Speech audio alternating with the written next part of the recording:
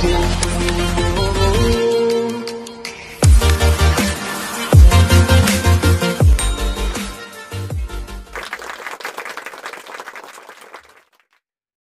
siang, bersama saya Agung Surya Gumelar. Kembali lagi di Beyond Education Podcast yang selalu menginspirasi. Menginspirasi. Kita sharing-sharing ya, tentang inspirasi. Kita sharing-sharing tentang inspirasi, tentang coaching, tentang parenting, tentang motivating. Dan kita terus upload 2 hari sekali. Coba aja cek. Kalau boleh dicek, silakan dicek. Itu kita tidak pernah absen 2 hari.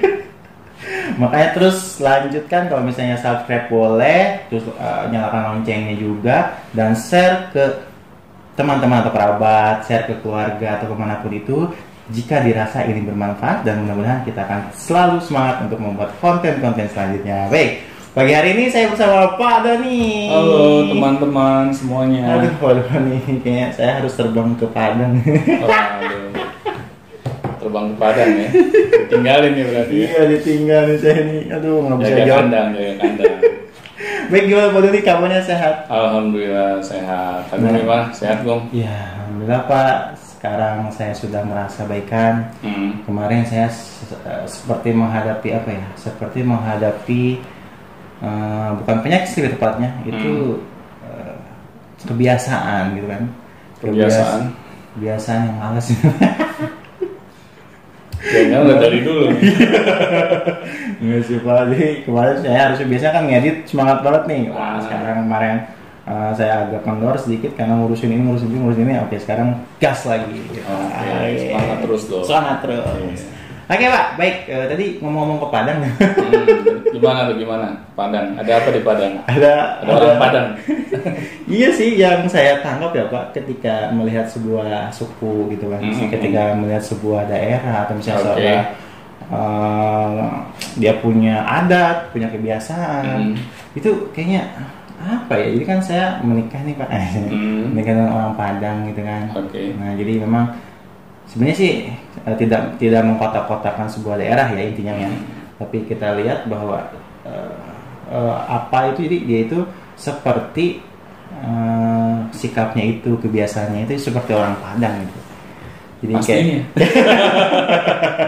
nggak mungkin kayak orang Jambi gitu. Nggak mungkin berubah jadi orang Sunda kan? Dan ternyata itu orang tuanya orang tua Padang juga, mertua saya orang Padang juga. Bapaknya Padang. Jadi ternyata orang tuanya Padang, anaknya pun jadi seperti orang Padang. Jadi kayak apa ya? Kayak misalnya anak itu nggak jauh-jauh gitu dari orang tuanya. Iya. Nggak jauh-jauh dari orang tuanya, terus ya kebiasaannya, tapi terus seleranya terkadang sama ya, pengennya ini sama gitu sama ini. Nah, itu menarik tuh Pak. Bagaimana nih ketika kita berbicara masalah sebuah potensi atau sebuah pepatah yang berbunyi seperti ini Pak, bahwa buah itu nggak jatuh dari pohonnya. Salah dong, masa buah nggak jatuh dari pohon? Buah itu tidak jatuh dari pohonnya Pak. Iya. Jadi kalau orang Padang. Nah sebenarnya itu tuh terkadang aku merasa ada masalah juga di situ tentang pemahaman itu Pak. Jadi misalnya kita orang Sunda, kita tuh harus seperti orang Sunda gitu. Kita tuh harus diem selalu di daerahnya gitu. Kan kita punya potensi, punya apa itu nggak dikeluarkan gitu Pak. Jadi kayak gitu, kayak terkungkung oleh peribahasa itu. Jadi kalau misalnya kita orang Sunda ya harus kayak orang Sunda, kayak Padang harus kayak orang Padang. Apakah seperti itu atau bagaimana Pak pemahamannya sebenarnya dari buah itu nggak jauh dari pohonnya itu Pak?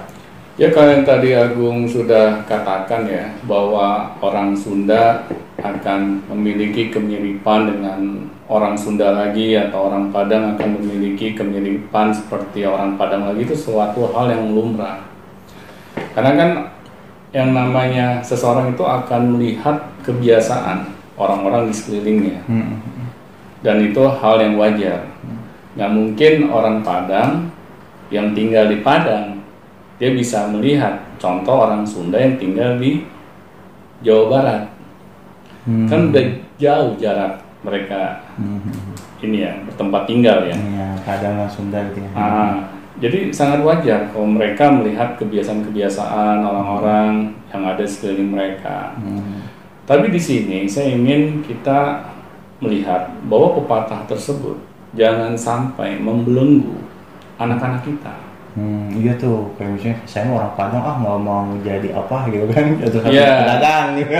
Benar, karena kadang orang tua secara tidak sadar memaksakan kehendaknya atau ambisinya kepada anak. Misalnya nih, kita orang Padang, terus memiliki restoran Padang.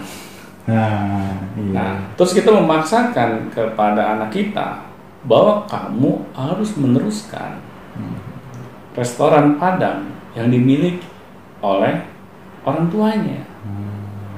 Iya juga. Padahal si anak tidak memiliki keinginan untuk meneruskan apa yang sudah orang tuanya ini rintis. Kalau menurut saya itu tidak adil.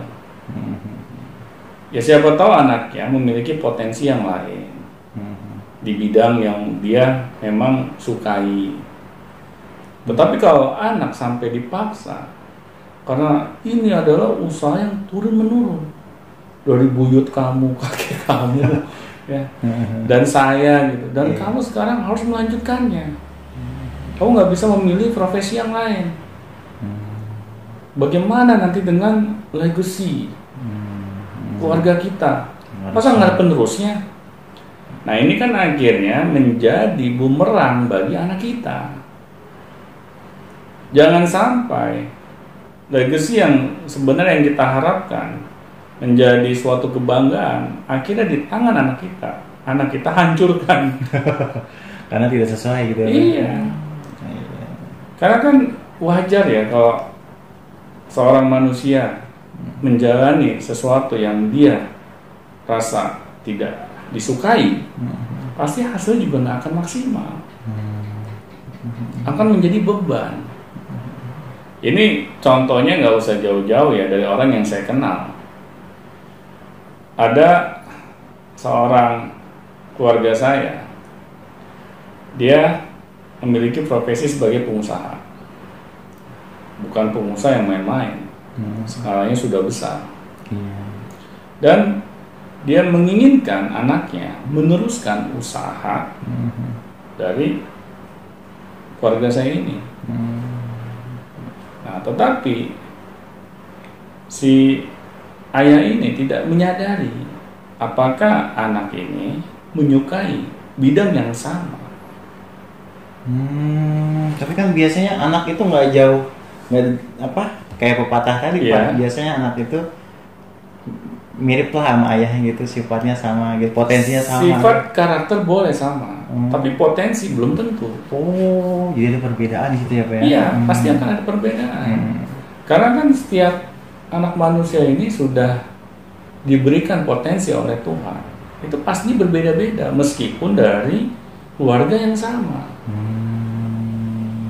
Karena ya lucu gitu, kalau misalnya nih di suatu keluarga dari buyut sampai cucu, cicit memiliki bakat minat yang sama. Karena hal itu tidak mungkin terjadi. Ya mungkin ada salah satu anaknya memiliki potensi yang sama, dan ada juga memiliki potensi yang berbeda. Jangan kita samaratakan. Iya, betul. Karena nanti anak akan merasa menjalani kehidupannya dengan terpaksa. Sepertinya anak itu tidak boleh berbeda dengan orang tuanya. Oh iya kan, kebanyakan seperti itu sih. Misalnya orang tuanya PNS tuh. Iya. Anaknya juga harus PNS. Anaknya harus PNS. Iya, kebanyakan kayak gitu. Tapi ada faktor gen nggak, Pak? Atau gen itu kita faktornya seperti apa, Pak? Kalau gen, kalau menurut penelitian ada, tapi tidak harus lahir dari rahim yang sama. Yang namanya bakat dan minat itu kadang tidak dilahirkan serta-merta harus dari rahim yang sama. Bisa aja, misalnya dari contohnya kakek atau buyutnya.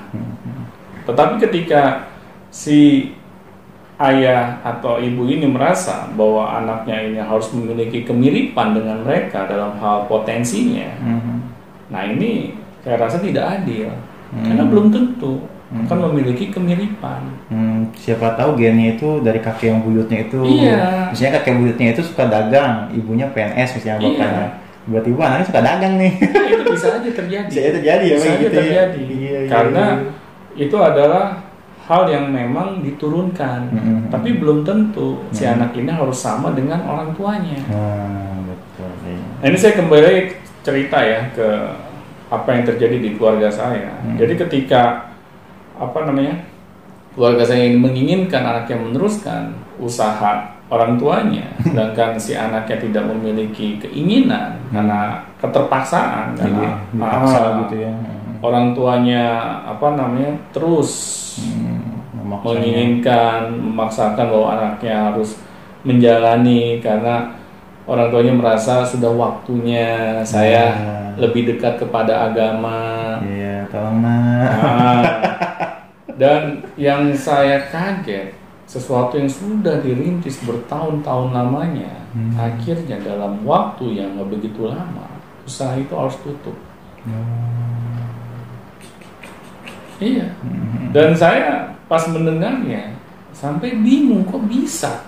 Iya, padahal kan buah tidak mungkin jatuh jauh dari pohonnya gitu kan. Iya. Tetapi bukan pepatah ini dikorelasikan dengan profesi. Iya, bukan. Ya kalau misalnya wajah boleh lah ya Pak ya. Iya. Wajah, kalau misalnya fisik ya. Tapi kalau misalnya ke profesi beda ya kayaknya. Pasti beda. Karena apa? Karena Tuhan itu Maha Adil. Dia tidak akan menciptakan manusia itu memiliki potensi yang sama satu dengan yang lain. Pasti akan ada perbedaannya agar setiap manusia itu dapat berkolaborasi sesuai dengan potensi yang mereka miliki masing-masing. Nah, kalau keluarga sampai memaksakan kehendaknya bahwa setiap anak itu harus memiliki kesamaan, akhirnya ini yang menjadi beban di pundak si anak. Dia akan menjalani aktivitas sehari-harinya ini penuh dengan keluh kesah, penuh dengan hal-hal yang dia rasa ini menjadi beban, stres itu ya. Iya. Akhirnya dia menjalani kehidupannya dengan tidak enjoy, tidak menikmati. Dan yang saya takutkan malah dia bisa menjadi aib bagi keluarganya. Kan kita tidak mau ya generasi kita melahirkan generasi yang menjadi aib bagi keluarga. Karena apa? Sesuatu hal yang baik itu seharusnya dijaga, tetapi oleh orang yang tepat. Jangan orang yang kita ingin lanjutkan apa yang menjadi legacy kita paksakan kepada orang yang kurang tepat. Iya juga ya. Jadi yang banyak berpikir seperti ini orang tua itu ya, karena kan dia merasa membesarkan anaknya itu dari kecil oleh dia misalnya ceritanya. Jadi ketika dia PNS, ini nih yang bagus, ini kamu harus jadi PNS juga. Dan pada akhirnya apapun itu anak menjadi maksudnya menjadi tuntutan buat dia untuk menjadi seperti orang tuanya. Iya. Tapi yang uniknya seperti ini Pak, ketika anak itu berbeda, biasanya orang tua itu tidak bolehkan. Jadi misalnya, Mas saya emang nggak mau jadi PNS, saya mau jadi pengusaha. Jangan, jadi pengusaha ntar rugi, bla bla bla gitu. Iya. Apakah harus seperti itu Pak? Atau misalnya kita harus membiarkan anak itu memang tumbuh dengan potensinya masing-masing sih? Atau misalnya kita harus mendukung dia atau gimana? Gitu. Ya ini akibat orang tua tidak mau belajar menjadi orang tua. Bahwa setiap anak itu memiliki bawaannya mereka masing-masing yang berbeda satu dengan yang lain, meskipun kakak dan adik. Nah, iya sih kayak gitu, kadang banding-bandingin gitu kan. Iya, itu tidak boleh kita banding-bandingkan. Kalau kita banding-bandingkan, nanti anak merasa bahwa dia dibandingkan saudaranya itu sangat berbeda. Mungkin dia merasa orang tuanya lebih memperhatikan kakaknya karena kakaknya lebih berprestasi di sekolah. Rankingnya selalu ranking 1, sedangkan saya rankingnya nomor 1 paling belakang. Nah, gitu. Nah akhirnya kan si adik merasa bahwa hidup ini gak adil.